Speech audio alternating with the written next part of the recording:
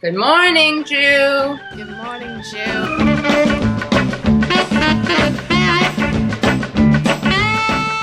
It's Heather Gold in Oakland. Katie Halper in New York City. We're going to talk about the news and whether it was good for the Jews. The tip of the hat today is to Natalie Hirschlag, a.k.a. Natalie Portman. I think it would be sexier if she were Natalie Hirschlag, don't you? Way sexier. And my I can't believe they're not Jewish of the day is Joy Behar.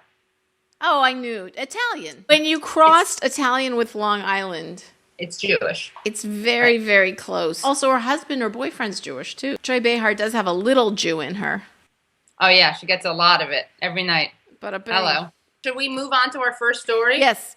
It's a heartwarming story. We always like heartwarming stories, especially when it's this cold. You need a little. You need some schmaltz. You warm up with some schmaltz, emotional schmaltz. This story is the debut of our Bubbe News. Bubbe News. A young gay man received an adorable but concerned voicemail from his grandmother. Hi, Pa, it's Grandmom. You don't have to call me back if you're busy. I was just reading the paper, and you said you were going to travel, and I don't want you to go near Russia for the Olympics because who's the head there? Putin? Is that it?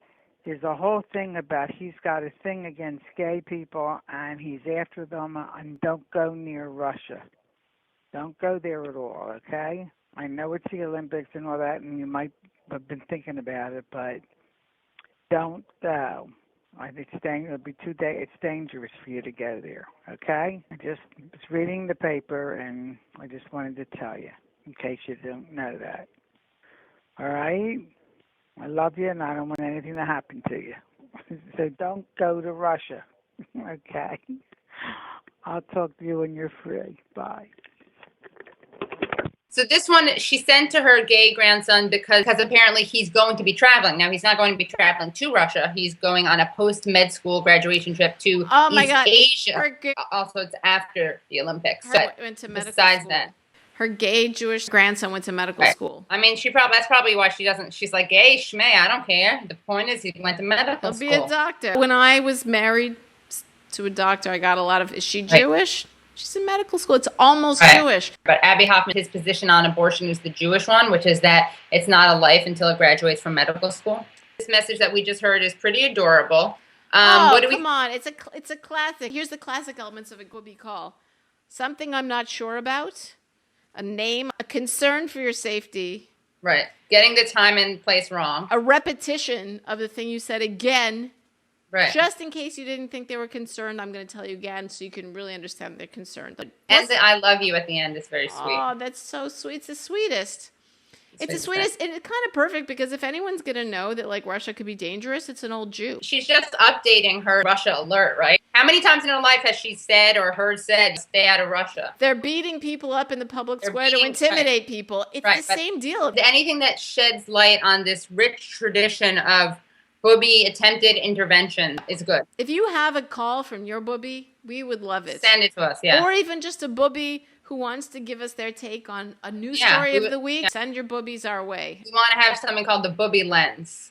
Glaucoma and all. The original newscaster is the Bubbe. How else did anyone in your town find out anything happened? First Twitter. It's called Bubbe Alert. That's how people used to find out the news. Our next story involves a Jew who's more well-known than Bubbe. As you guys know, we've kind of been following the Woody Allen story. The Shonda of the year. Shonda of the century. What would it take to be a bigger Shonda than Woody Allen? Like death on your hands. You'd have to control the global financial system. Openly, as opposed to the way we do it, which is just in secret. Shonda, let's hear about him this week. What's the newest? So this week he came back with a hard-hitting anti-mea culpa, mea innocente. He was clever because he did not demonize Dylan, who accused him of sexually abusing her, because he knew this wouldn't be a good thing to do. What he did was he shifted the blame onto Mia, this mastermind, manipulative mother. Right. I have to say, we all know this. He's extremely smart. I read the letter and I was like, maybe he didn't do it. And then I stepped back and I was like, he's also a raging narcissist who's totally gaslighting Mia Farrow as the hysterical, crazy woman. You would never know that he ever saw a woman as hysterical and crazy. Right, I know. If you saw any of his film or read his stuff. Totally contradicts his films. He came out with that. And people have been talking about it nonstop. A very good balancing thing to read after that is Maureen Orth, who's written a lot about this. She came out with 10 undeniable facts about the Woody Allen sexual abuse allegation, which basically debunks point by point the things that he says. I just wanted to draw our viewers' attention to a couple of especially interesting tidbits. He says about Mia Farrow. He says, even the venue where the fabricated molestation was supposed to have taken place was poorly chosen, but interesting. Mia chose the attic of her country as a place she should have realized I'd never go to because it is a teeny, cramped, and close spot where one can hardly stand up, and I'm a major claustrophobe. But the only problem is evidence that he was in the attic because they found his hair in the attic. He says, the 1 or 2 times she asked me to come in there to look at something, I did, but quickly had to run out. Undoubtedly, the attic idea came to her from the Dory Previn song, With My Daddy in the Attic. It was on the same record Dory Previn had written about Mia's betraying their friendship by insidiously stealing her husband, Andre. Beware of young girls. So he both accounts for why he was in the attic. Then he also includes a nice dig at Mia Farrow for having had an affair with Andre Previn. It's so irrelevant. It really wants to remind us that she provoked someone to write a song called Beware of Young Girls because she's a seductress. It's baking in that reference really going over with the 2014 audience. Oh, right. You know what? Right, the Dory Previn song. Dory of course. Previn. I couldn't ever go in an attic. Who could listen to that song? Not only can I not go in because of my claustrophobia, but it reminds me of when Mia Farrow had an affair. I love how his defense is written in bits.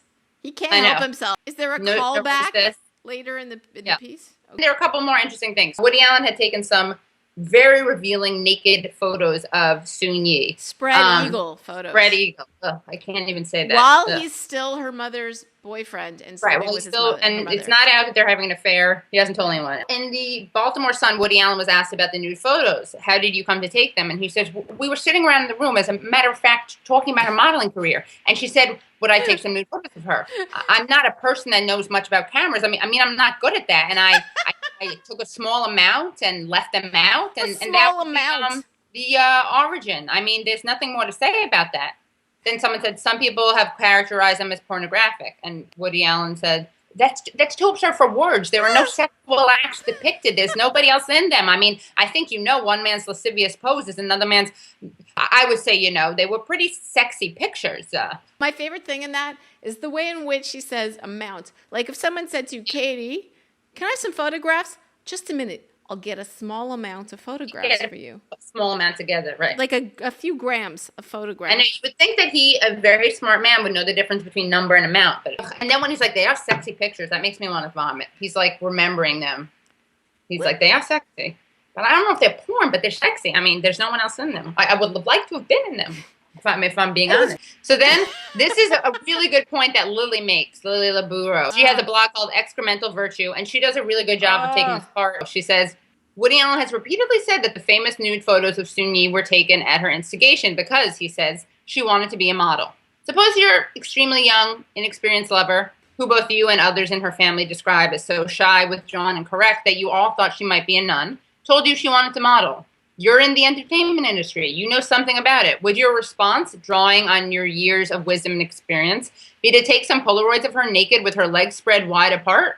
One wonders about the next step. Was Allen going to send those photos out to fashion agencies? Would Soon-Yi paste them on her resume in hopes that Anna Wintour might call? It seems unlikely, but the fact remains that Allen claims he took those photos to further Soon-Yi's career. He's never even had an orgasm for his own benefit. The man only... He gives. He just gives. What more can orgasm, I don't even know what it is. I mean, what is that, a city in Poland? Even when I'm stooping, I'm not very good. I'm thinking of my mother the whole time. Oh. Okay, so is this good or bad for the Jews? His letter? Or, yeah, first of all, I'd say your impersonation is pretty much good for the Jews. I'm one over on that one. I have to take over because he's a Shonda, so I may have to become the new Woody Allen voice, literally. My first instinct is that generally this whole story it couldn't be worse for the Jews. I mean, it's kind of almost like when you get your legs waxed. I don't know if you've ever gotten your legs waxed. It totally makes me think of that, yeah. It's painful, but it's a good thing. I don't want to be hairless normative, but if your goal is to get hair off your legs, it's a good thing, and it's a painful process, but in the end, you got the hair off your legs. So in the end, we got Woody off the Jew mantle.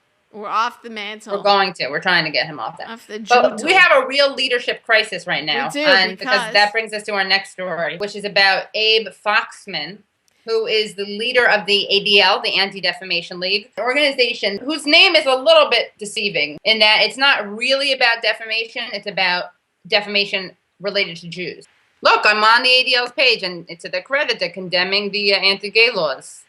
But they're also condemning a blatantly anti-Semitic Facebook page. Oh, boy. And it also announces that President George W. Bush is presented with ADL's highest honor. So that kind of, in a nutshell, is the ADL. They give props to George W. Bush. They're good on gay stuff, and they're obsessed with the Facebook page that we'll have to investigate and see how anti-Semitic it really is. They're good on gay stuff in Russia. I wonder how good they are on gay stuff here and everywhere else. Right. It's easy to be good on gay stuff in Russia when you're here. Abe Foxman is the director of the ADL. But he's stepping down. He has been forever. He's been Mr. He has been for a while. That's anti-Semitic on the news. That's who he is. And you may not remember the name. You may not even know what he looks like. But anytime that you read someone bitching about something being anti-Semitic or about why the Muslim Cultural Center, which people mistakenly call the 9/11 or Ground Zero Mosque, is a bad thing, 9 out of 10 times that was Abe Foxman. Oh. Abe Foxman was a Holocaust survivor. He was left with a Polish nanny who baptized him. But we still consider him a Jew because the baptism of being baptized is kind of undone by the baptism by fire, if you will, of surviving the Holocaust. My biggest thing about Abe Foxman is his hair color. You may notice he's not bald and he's not gray. He has it's not strawberry blonde. It's a strawberry brown. I'm making that up. Strawberry brown kind of hair color. And given that he's 78, let me put it this way. How many Holocaust survivors do you know with a full head of hair, somewhat full heads of hair, Zero. that are also full of color? Zero. Right? So, I don't know. Something's got to give. Either he's lying about the Holocaust, or he's lying about the hair and he dyes it. Or his magic hair. So he's leaving his post, so we have an opening for... So the point is, we have an opening for the head of one of the biggest Jewish organizations. Just somebody to speak for the Jews. Fantastic for the Jews. Great for the Jews. His position on the Muslim Cultural Center was a shanda. We need a new face. We need a new head of hair. We need a new voice. Woody Allen doesn't work anymore because he's being exposed. We need someone young. We need someone young. How about Joy Behar? I'd like to go outside of the official I think Judaism. Someone who's just sort of Jew adjacent like her. How about this? Here's my idea. Ready? Whoopi Goldberg. I'll take your member of The View and I'll raise it. I definitely don't want the Jew that starts The View, Barbara Walters. I'm not interested in her. We're done with her. She's dead to us because she's a big Woody defender. If you were going to pick younger and sexier. What about Jon Stewart? He's pretty public about his Jewiness. He's busy. Who's not going to be busy? We don't want a deadbeat Jew. Well, Henry Winkler, not young enough, but beloved. The Fonz. I think, there are two things. For him is Arrested Development, that he's in Arrested Development. That gives him a whole young, youthful look. Against him is the fact that he does ads for something like catheters. Not catheters, but something. What is insurance? What about someone who's Jewish and something else? I feel like that's the next generation. Like more of a mix? Like a bluish person. Lenny Kravitz. Or Japanese. Lenny Kravitz, is he got a lot to say? Through music. Maybe I'm fine with that. Maybe his statements are all just guitar solos. They get at a more visceral level. They'd pay attention, don't you think? They would. Well, how about a funny, sassy Jewish lady? Someone like us. How about Morning Jew? Oh, yeah. How about Morning Jew takes over for ADL speakership? Come on.